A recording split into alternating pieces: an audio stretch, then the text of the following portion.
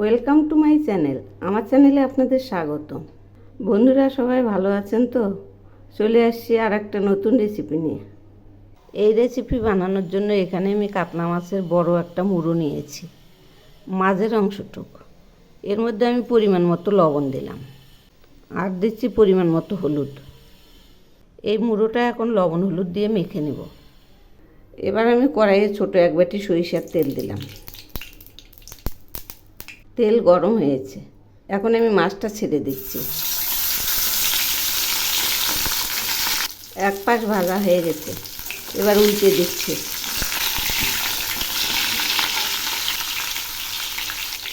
আবার একটু ঘুরিয়ে দিচ্ছি। এই পাশটা আর একটু ভেজে নেব।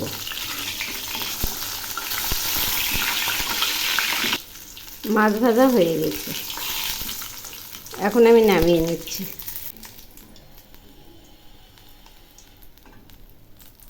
এখন আমি ওই তেলে সামান্য একটু জিরে ফোড়ন দিলাম আর দিচ্ছি দুটো তেজপাতা, সঙ্গে দিচ্ছি একটা সাদা এলাচ আর একটা লং। এবার আমি দিচ্ছি দুটো ঝুরি করা পেঁয়াজ। এই পেঁয়াজগুলো একটু হালকা করে ভেজে নেব। পেঁয়াজগুলো আদা ভাজা হয়ে গেছে, আর একটু ভেজে নেব। এখন আমি এর মধ্যে দিচ্ছি সেদ্ধ করে কেটে নেওয়া কয়েকটা আলু, সেই সঙ্গে দিচ্ছি স্বাদ মতো লবণ, পরিমাণ মতো হলুদ।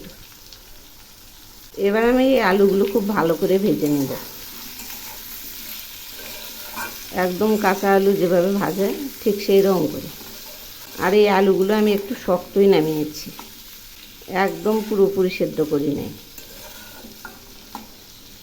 আলুগুলো আবার একটু নেড়ে দিচ্ছি, অনেকটাই ভাজা হয়ে আসছে। এখন আমি এর মধ্যে দিচ্ছি একটা টমেটো পেস্ট, আর দিচ্ছি 1 চামচ জিরে বাটা আর 1 টুকরো আদা বাটা। আদাটা 1 ইঞ্চি পরিমাণ। এখন আমি দিচ্ছি দুটো পেঁয়াজ পেস্ট, সেই সঙ্গে দিচ্ছি 5 কোয়া রসুন বাটা। এগুলি শিলপাটায় বেটে নিয়েছি। এখন আমি দিচ্ছি 1/2 চামচ লঙ্কার গুঁড়ো, আর দিচ্ছি ছোটো 1 চামচ ধনিয়া গুঁড়ো। এবার আমি এই মশলাগুলো খুব ভালো করে কষিয়ে নেব, একদম মাংসের মতো করে কষাবো। কালারের জন্য দিচ্ছি সামান্য একটু কাশ্মীরি লঙ্কার গুঁড়ো, আবারও নেড়ে দিচ্ছি। এই মশলাগুলো যত কষাবো তত টেস্ট হবে, সেই জন্য এগুলি খুব ভালো করে কষিয়ে নেব। কষানো প্রায় হয়ে এসছে, আর একটু কষাবো। মশলা কষানো হয়ে গেছে, মশলাগুলো থেকে তেল ছেড়েছে। এবার আমি মশলার বাটি ধোয়া জলটা দিয়ে দিলাম, একটু নেড়ে দিচ্ছি। আর একটু জল দেব, তাছাড়া অনেক বড় মুড়ো সেদ্ধ হবে না। আর একটু জল দিচ্ছি, আবার একটু নেড়ে দিচ্ছি।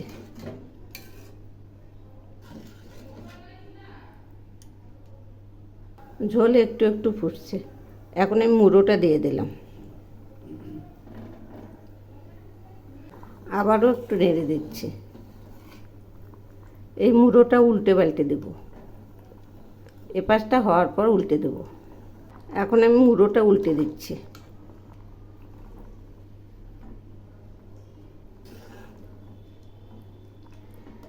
এভাবেই বারবার উল্টে পাল্টে দেব। এখন আমি এর মধ্যে দিচ্ছি টিস্পুনের 1/4 চিনি। আপনারা চাইলে নাও দিতে পারেন, এগুলি স্বাদের জন্য। একটু ঝাল ঝাল মিষ্টি মিষ্টি হবে, তাহলে খেতে টেস্ট হয়। আবারও একটু উল্টে দিচ্ছি। এভাবেই আমি বারবার উল্টে পাল্টে দেব। রান্নাটা প্রায় হয়ে আসছে।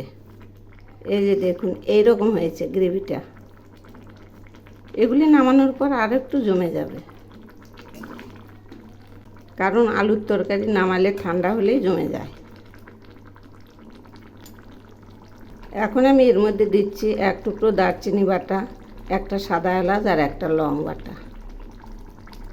সব শেষে আমি এর মধ্যে দিচ্ছি অল্প পরিমাণ ঘি।